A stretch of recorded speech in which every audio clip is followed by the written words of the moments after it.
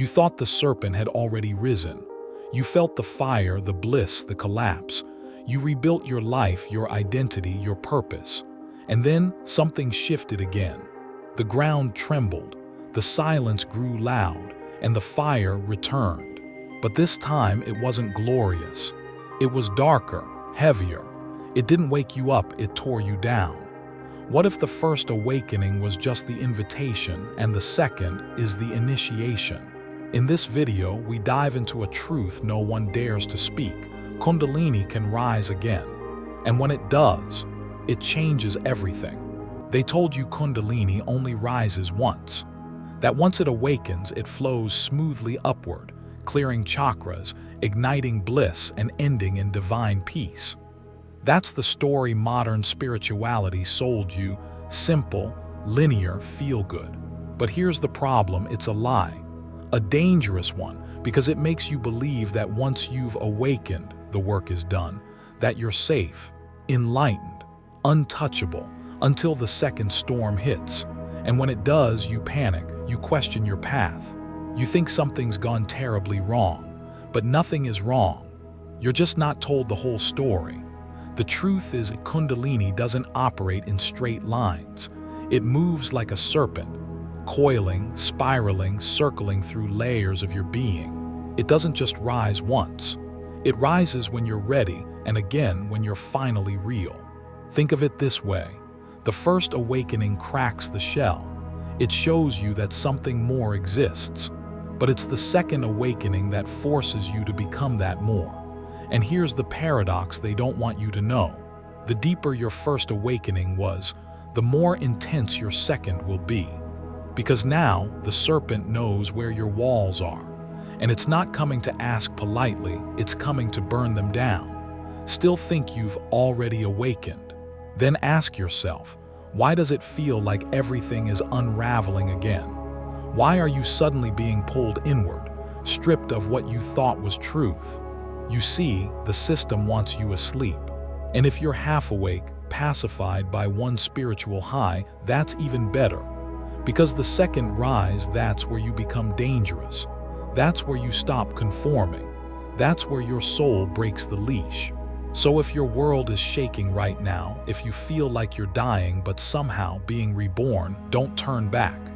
You're not broken, you're being remade. This is just the beginning. Like, comment, and subscribe right now, because what's coming next will unravel the very core of your spiritual programming. So why does Kundalini return? And what is it trying to finish the second time? Let's go deeper. Most people think of awakening as a peak, one explosive moment that changes everything, and then it's over. But the deeper truth is far more uncomfortable. Awakening is not a destination. It's a demolition. And sometimes one explosion is not enough. Kundalini returns because the first rise only clears the surface. It opens the path, yes. But what lies beneath, the ancestral wounds, the karmic imprints, the unconscious programs, remains untouched. The serpent rises again when the soul is ready to face what the ego refused. There are 3 reasons this second rising happens, and none of them are pretty. The first, energetic incompletion. Many people mistakenly believe that all chakras have been awakened just because they experience temporary ecstasy. But true chakra activation is not about momentary highs. It's about lasting embodiment. If any center remains blocked, especially the heart or throat, the energy gets stuck. And Kundalini, like a sacred force of nature, will return to finish what it started. The second, spiritual shockwaves. Life has a way of testing your illusions. A loss, a betrayal, a near-death experience, these aren't setbacks. They're initiations. Trauma cracks open the subconscious. And when the structure of who you think you are begins to collapse, it creates a vacuum, a spiritual gravity that pulls Kundalini back up through the core. Not to enlighten you, but to burn what's still false. The third, evolutionary timing. Sometimes it's not about you. It's about your soul contract. There are layers you cannot access until you've lived through certain cycles, relationships, failures, awakenings, even forgetting. The second rising comes when your timeline aligns with a deeper mission. When the you that survived the first fire is finally strong enough to hold the real flame. Here's the paradox no one tells you. The second awakening doesn't come when you're ready. It comes when you've got nothing left to lose. Because that's when you stop clinging. That's when the real transformation begins. You might feel like you're going backwards, like the light is gone and the fire is fading. But that's just ego withdrawal. The soul is moving inward. And Kundalini, ever patient, waits for silence before it strikes again. So if your spiritual life has gone quiet, if your rituals feel hollow, if everything that once gave you meaning now feels dead, don't panic. This is not regression. It's the setup for the second rise. Because this time, it's not coming to awaken you, it's coming to unmake you. But what does that actually feel like when it happens? What does the second rising do to your mind, your body, your soul? Let's step into the fire. The second rising doesn't feel like the first. There's no fireworks, no blissful downloads, no radiant mantras echoing through your spine. In fact, it often feels like a death because it is. You don't just feel energy moving, you feel identity collapsing. Everything that made you feel stable, your beliefs, your desires, your sense of self, begins to dissolve. And this time, there's no spiritual high to cushion the fall. No honeymoon phase, just raw disintegration. Your body turns against you. Sleep becomes elusive or overwhelming. Appetite vanishes or becomes feral. Emotions come in waves, rage without cause, grief without memory, joy that feels alien. Your nervous system becomes a battlefield. You vibrate, shake, burn, freeze. Sometimes it's subtle. Other times it feels like your skin is turning inside out. Your mind becomes unreliable. Memories resurface like ghosts. Past lives, childhood traumas, buried shame, all rise uninvited. Logic breaks down. You forget words mid-sentence. You question reality, question time, question who's watching you from the corners of your own awareness. And yet somehow, beneath the madness, there's a strange silence. Not peace, but a stillness so vast it terrifies you. Because in that stillness, the voice of your old self disappears. And what remains is something ancient, something wordless, something that does not negotiate. This is not a spiritual experience. It's a rewiring, a total neurological, emotional, and existential reset. It's not teaching you anything new, it's erasing what was never real. And here's the most brutal paradox. The deeper the awakening, the more you'll be convinced you're losing your way. You'll look at the first rising with nostalgia, remembering the ecstasy, the clarity. But that was kindergarten. This is soul surgery. The second awakening isn't loud. It doesn't care for your Instagram feed. It won't give you pretty words or flashy symbols. It will isolate you, strip you, humble you until even surrender feels like arrogance. Because this time, Kundalini isn't trying to show you the light. It's trying to make you become it. No shortcuts, no teachings, just the fire and you inside it. And when the flames finally die down, what's left is not your story but your source. That's why most people don't talk about the second awakening, because it doesn't sell. It doesn't fit the narrative of love and light spirituality. It's messy, it's dark, and it's real. So if you're in that phase now where everything feels meaningless, where the silence is louder than truth, know this. You're not alone. You're not broken. You're just being emptied of everything that's not yours. But how do you know this is the real thing and not just a breakdown or a delusion of the ego? The answer lies in what's missing and in what stays unshakably still inside you. Let's separate the real from the fake. Not all awakenings are sacred. In the age of fast food spirituality and dopamine-fueled downloads, it's easy to confuse a chemical rush with a soul transformation. You feel energy buzzing, see lights behind your eyelids, hear voices that speak in symbols and assume enlightenment has arrived. But Kundalini doesn't care about sensations. It's not here to entertain you. It's here to erase you. False risings are seductive. They give you just enough power to feel chosen without actually changing anything inside. They inflate the ego, rebrand your trauma as wisdom, and give you permission to preach while your shadow still rules your decisions. You quote Rumi post-chakra reels and believe your pain is a badge of awakening. But beneath the show, you're still running, still controlling, still seeking. A true rising doesn't care for your image. It's not loud. It doesn't need you to tell the world you're activated. It simply begins and then unravels everything you thought you were.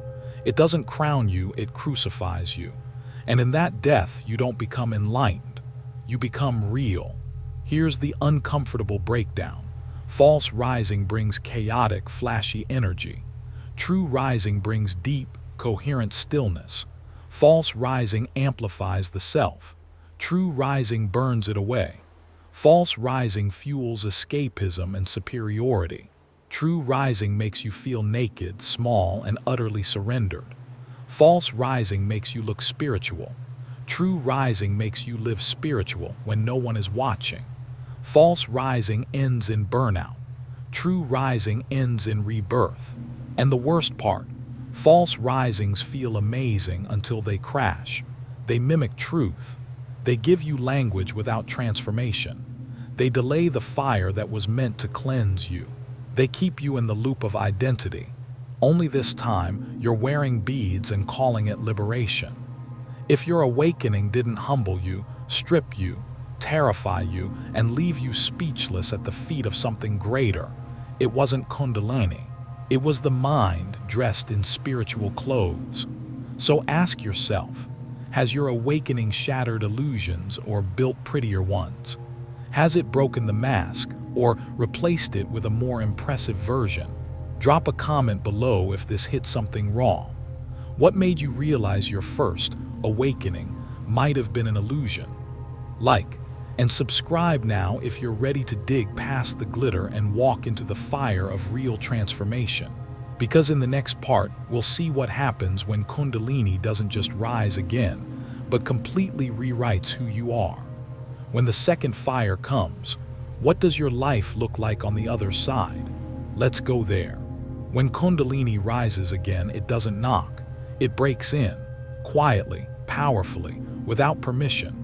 And suddenly, the life you've built, even your so-called spiritual life, begins to disintegrate. You lose interest in everything you thought mattered. Your job, your goals, your tribe, none of it feels like home anymore. The structures that once gave you purpose now feel like cages. The relationships you clung to start to fracture, not because they're toxic, but because your soul no longer fits inside them. Let me tell you a story. A man awakened at 32. He felt the surge, the fire up his spine, the bliss that cracked his heart wide open. He quit his job, moved to the mountains, meditated every day, ate raw food, aligned his chakras. He believed he had arrived. Then at 51, after the death of his partner, something darker awakened. Not the fire of bliss, but the fire of loss. This time, Kundalini didn't lift him up. It pulled him in. Into grief, into rage, into old childhood wounds he thought were healed. He stopped meditating, couldn't eat, couldn't sleep, couldn't explain what was happening, even to himself. But in that collapse, something deeper emerged. He began to see through the illusion of spiritual progress. He saw that the first rising was a preview, not the transformation. The second one was the integration. It didn't change how he spoke about truth. It changed how he lived it. That's what happens when Kundalini returns for real. It rewires your nervous system. Your intuition sharpens like a blade. You start hearing silence like a symphony. People begin to fall away, not because they're wrong, but because your frequency becomes unbearable to those still clinging to the old matrix. You no longer chase healing. You become the field where healing happens. This shift isn't pretty. It won't make you popular. You may lose everything: money, reputation, certainty, identity. But what rises in its place is you. The version of you that was buried beneath lifetimes of conditioning. The you that doesn't need to believe in energy because you are the current.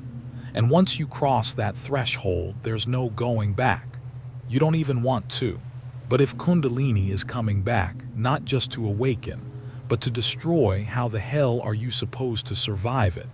Let's talk about that. You don't survive the second rise by resisting it. You survive by surrendering strategically.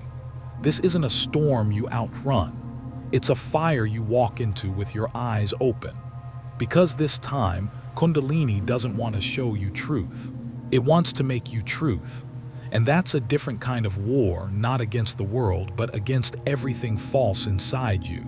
So how do you walk through it without losing your mind? First, ground like your life depends on it. Because it does. When energy shoots upward, your roots must go deeper. Bare feet on the ground, cold showers, real food, slow breathing. These aren't self-care trends. They're survival codes. Ancient yogis didn't chant mantras all day. They farmed, they chopped wood, they touched the earth. Second, let go of spiritual performance. Stop pretending to be aligned. If you're a mess, be a sacred mess. Cry if it hurts. Scream if it burns. There is no enlightenment in suppression. Let Kundalini see you raw. That's where it does its real work. Third, breathwork over belief. You don't need more mantras or teachers right now. You need rhythm. Simple, conscious breathing, especially into your lower belly, anchors the nervous system like nothing else. The mind will scream. The body will shake. But the breath, it will hold you. Fourth, write it down, not to publish, not to perform, but to witness.